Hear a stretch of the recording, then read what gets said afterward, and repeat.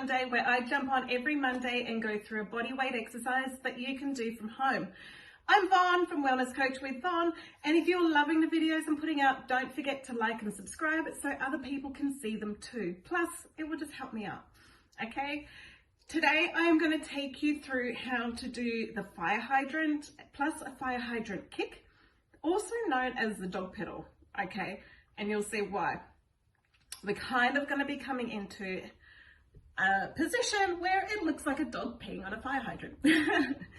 So we are going to start in a tabletop where our hands are under our shoulders.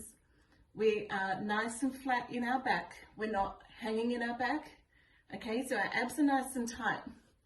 This is a great exercise to be working your glutes and your hip flexors to get that mobility happening through here.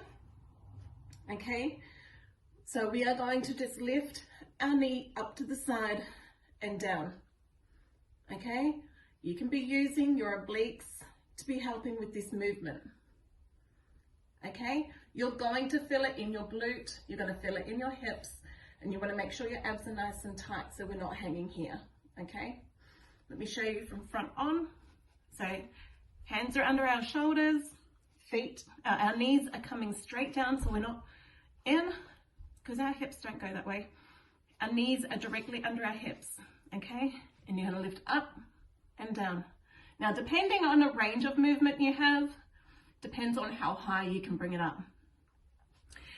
If you want to make it harder and work that glute, that inner glute muscle a little bit more, we're going to add a kick, okay?